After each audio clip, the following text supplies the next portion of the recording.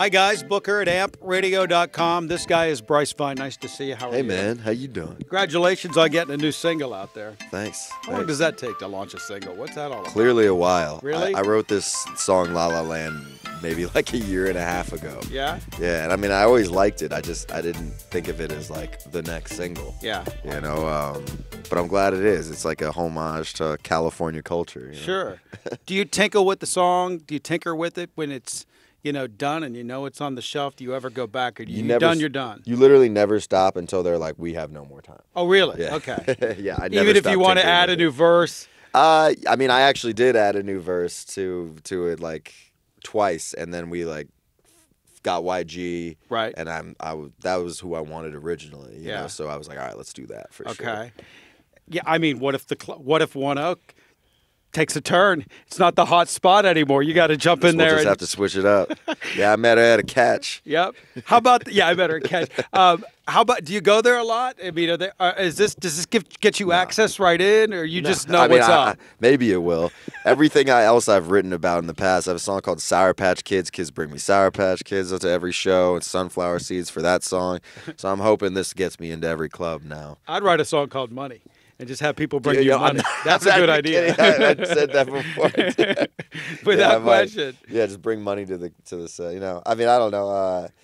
I've been to One Oak before, but it's definitely like the quintessential like L.A. club. You know what I mean? Like people visiting, they go to One Oak. Yeah. They even have that sign there. Okay, so how much into the LA scene are you? I know you sing about it. Oh, come on. You know too much about it not to be singing about it. It yeah, sounds but there's like a screen between me and like whenever I go to these places. Like I always feel like the nerd kid in a room full of cool people, like no matter where I go. So it's easy to kind of separate yourself and realize that it's all not real as much as the rest of the world. Well, let me tell you the reality. They don't let me in. They will let you in. I think they'll let you in. No, they're not letting me into that. You could sit at my hopefully inevitable table. We could talk about music. Where do you want to start? You want to start with the song? What is your love of LA? Where does it come from? I mean, I grew up here. I was born in New York. I grew up in Hollywood for a while, and then I moved out to Thousand Oaks. My family did. I mean, I've kind of grown up around this environment my whole life. My mom was an actress for 10 years on a soap opera. And, I mean, I have a love-hate relationship with it. Like, as an adult, like, a struggling musician for years and years, it's like you can't help but get a little bitter around L.A. when people are talking about all the things that they're doing all the time more than they're doing it. And I'm actually trying to work at it and still struggling. And it's like you get a little chip on your shoulder. You can't help it, But I love it here. I mean, it's where I've written all my songs. Like, it gives me inspiration like nowhere else. So it's great. Would you want to move back east ever? Would you want to go back to New York? I lived in New York for 13 years myself. Did you? Yeah, then I moved out here. And you're never going back. Yeah. I mean, it's great in your 20s. Yeah. I went to school on the East Coast. I went to school in Boston, at Berkeley College of Music. So I spent some time in the snow, and I'm good now. You got it. I got it for sure out of my system. I know a couple of people that went to Berkeley, and everyone has a really interesting and different take on Berkeley and what you get from it, because it's such a different experience for every different kind of musician. So what did you get from it? What did you ignore from it? And what did you love from it? Good question. What did I ignore from it? I ignored most of the academics. Like, I didn't even choose a major, I don't think. Ever. I knew what I wanted to do was write music. I just was there meeting people and trying to test the waters. I went into like gospel ensemble and sang jazz there, and went into the like reggae. Like I kept trying different things to get a better grasp of what it was that I wanted to end up doing, which is kind of mix a lot of everything. Yeah. But I met my producer that I still work with there. My DJ, who I am performing with all through this tour. My manager went to Berkeley. My drummer went to Berkeley. I mean, it really is a community of people who are going to be elevated in the music industry. It's cool. Is it stuffy? I can't imagine that. It's intimidating, I'll say that, for sure. Like, when I first got there, I was just some kid that was, like, playing in a punk band and liked to perform. And when I got there, I'm surrounded by all the most talented people in the world. And I called my mom like 2 months in. I'm like, I don't think I deserve to be here. I was serious too. I was like, I think maybe I'm in over my head. And she was like, well, they seem to think you deserve to be there, so just do the work. Yeah. So I just did. I just kept trying things and kept working at it, and that's it, man. Was it overwhelming, the work? Oh, hell yeah. Being judged on it and... Yeah, because... I don't understand. See, I guess because I'm not a music student, and I think a lot of people don't understand. How are you judged on music? Is it technical? I kind of... They give you, like, tools that you can use. No one can guarantee you a success. It's weird because, like, it's going to college for something that a degree means nothing. Right. You know what I mean? So, yeah, man, it's intimidating. You kind of lose a lot of your... It goes from being a passion to work. You know? And it's good to prepare kids for that, but it sucks when you've only had it be a passion. Yeah. And now it's work, too. You lose a little bit of that steam, you know? Yeah. How do you get it back? I left. Yeah, really? Yeah, I left after 2 years there. I took a music opportunity called the Glee Project. Mm-hmm.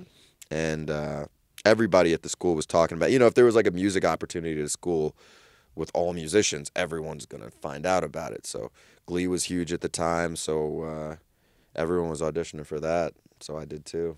Yeah. That's cool how that worked out.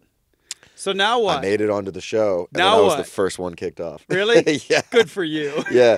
It was like, oh man, I feel like amazing. I feel what's the word I'm looking for?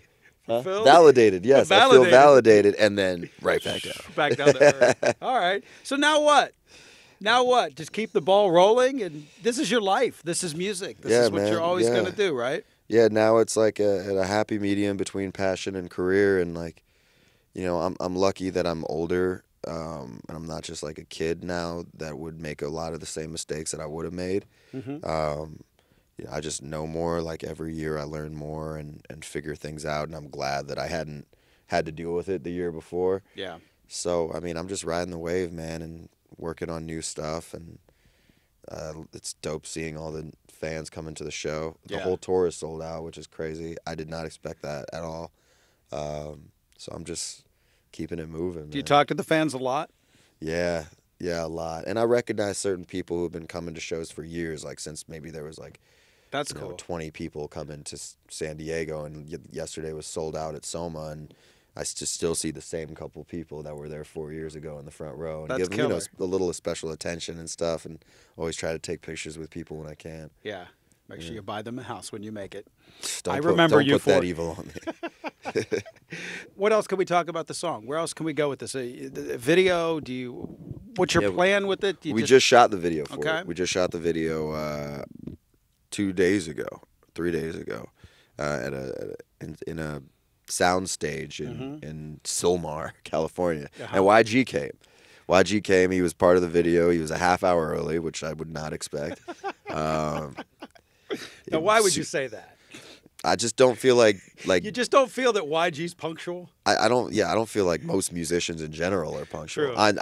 If I have a half an hour to get somewhere, I'll start showering after 15 minutes. I gotcha. So for the record, he was early today. You were early. But Did they lie to you and tell you that the interview was later? No, I literally get driven to the place so that I'm there on time. It's not me. Someone throws you in the shower in the morning. Yeah.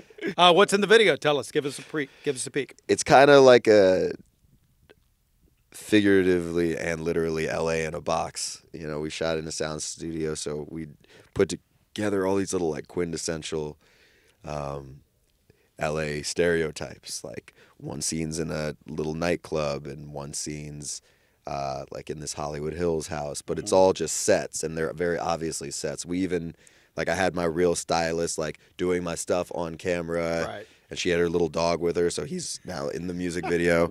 Melanie Iglesias was the lead girl because she's like an actress and she's actually funny and knows what she's doing. Like we really had fun with it. Like we had shots of everyone putting the sets together. Right. It looks cool. And then when YG showed up and he makes the whole thing just dope. Right. Like he's like such a cool dude. So you're perpetuating every LA stereotype. Times 20. Just Cali stereotype too, because YG's not, he's Bay Area, so he just represents a whole different side of the culture that I can't represent. Yeah. I just don't. All right. Well, we look forward to that, and good luck with the single. And, Hell yeah, It's man. been good talking to you. Yeah, man. you too.